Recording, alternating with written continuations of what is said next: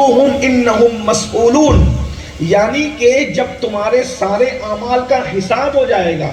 اس پہ بہت غور سے سننا.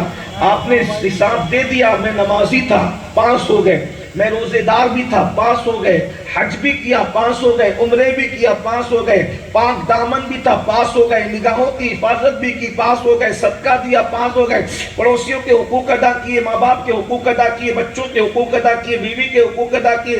سارے امتحانات میں پاس ہونے کے بعد اب جنت کے اور تیرے درمیان کوئی پردہ نہیں ہے.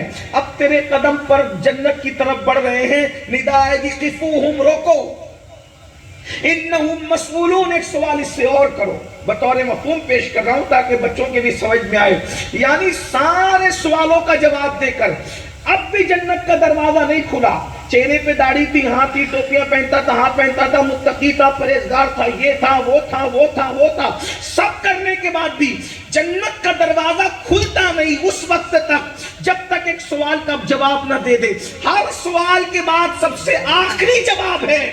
یہاں پر میں ایک بات عرض کرنا چاہتا ہوں. لوگوں کو قیامت میں جو پہلا سوال ہوگا وہ تو یاد ہے. لوگوں کو جو قیامت میں پہلا سوال ہوگا وہ یاد ہے. حالانکہ اس پہلے سوال کی تیاری پہ میں بہت محنت کر رہا ہوں لوگوں پر اللہ کی توفیق سے.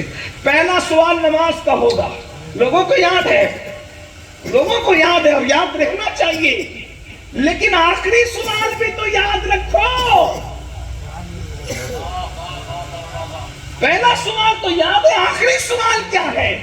وَقِفُوهُمْ إِنَّهُمْ مَسْئُولُونَ. ہر سوال کے بعد اب جنت کا دروازہ نہیں کھلتا. روکو، پوچھو. امام جعفر صادق سے پوچھا گیا جو امام اعظم کے بھی استاد ہے، آخر روک کر کیا پوچھا جائے گا؟ تو امام جعفر صادق کہتے ہیں علی اور اولاد علی کی محبت کے بارے میں پوچھا جائے گا. ان سے محبت کرتے تھے یا ڈنڈی مارتے تھے؟ ان سے محبت کرتے تھے یا حق ادا کرتے تھے؟ اگر یہاں کا معاملہ بھی کلیئر رہا اور جواب دے دیا بس کو صفا گشت بیچارہ جامی غلام ہے غلامان آل محمد، تو دروازہ جنت کا کھول دیا جائے.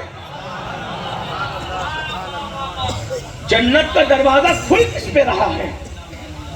بس کو صفا، سیاست نہیں، بس کو صفا. علامہ جامی نے بات کیا کہ بس کو صفا، ایک دم سچے سچے دل سے. گشت بیچارہ، یہ جو جامی گلی گلی گھومتا ہے نا، کس کے لیے گھومتا ہے؟ غلامان. ڈائریکٹ اپنے آپ کو غلام بھی کہنے کی ہمت نہیں کی علامہ جامی نے. ہائے ہائے، ذرا توجہ فرمائیں. اگر علم والے لوگ، خانقاہی لوگ یہاں موجود ہیں اہل ذوق، تو پوچھنا چاہتا ہوں، ڈائریکٹ آل نبی کا غلام نہیں کہا، غلامان آل محمد، جو اہل بیت کے غلاموں کے غلام ہیں. عبد الرحمن جامی تو ان کا بھی غلام ہے. یعنی آل نبی کا غلام تو ہے، جو ان کے غلام ہو جائے میں ان کا بھی غلام ہوں. اور جب یہ غلامی نصیب ہوئی تو مرتبے کیا نصیب ہوئے؟ جب مدینہ شریف جاتے ہیں کہتے ہیں حضور میں گھر جا رہا ہوں، تو قبر انور سے آواز آتی ہے بسلامت روی و باز آئی، سلامتی کے ساتھ جب پھر واپس آنا. آپ سے پوچھتا ہوں، جب غلام آل نبی روضے رسول پہ جاتا ہے تو یوں خاطرداری کی جاتی ہے، جب حسنین کریمین جاتے ہوں گے تو اس وقت انداز کیا ہوگا؟ اندازہ فرمائیں.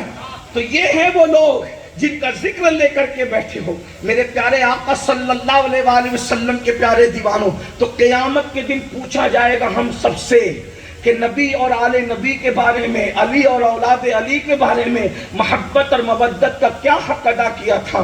بات آئیے تو ایک بات عرض کروں. امام المتکلمین علامہ نقی علی خان رحمت اللہ تعالی علیہ، جو اعلیٰ حضرت کے والد بھی ہیں اور اعلیٰ حضرت کے استاد بھی ہیں، اور ہم سب ان کو اعلیٰ حضرت کہتے ہیں، لیکن اعلیٰ حضرت جس کو اعلیٰ حضرت کہتے تھے وہ ان کے ابا مولانا نقی علی خان تھے.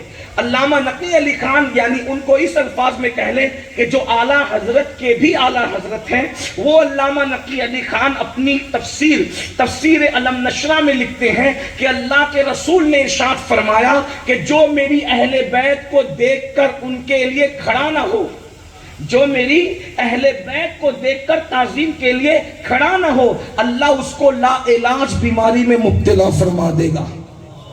لا علاج بیماری میں کون مبتلا ہوگا؟ جو آل نبی کو دیکھ کر کھڑا نہ ہو۔ اندازہ فرمائیں، جو آل نبی کو دیکھ کر کھڑا نہ ہو، صرف جب وہ لا علاج بیماری میں مبتلا ہوگا جو آل نبی سے بغض رکھے، ان کے نام پہ منہ چڑھائے، ان کے مقابلے میں یزید کو امیر المومنین کہے، آل نبی کے کردار پہ طنز کرے، آل نبی کے نام پہ طنز کریں، سوچو ان کا حال کیا ہوگا۔ ان کی زبانوں پر تو کلمے بھی جاری نہیں ہوں گے۔ اندازہ فرمائیں، اس لیے یاد رکھنا آل نبی سے محبت کرو، اور محبت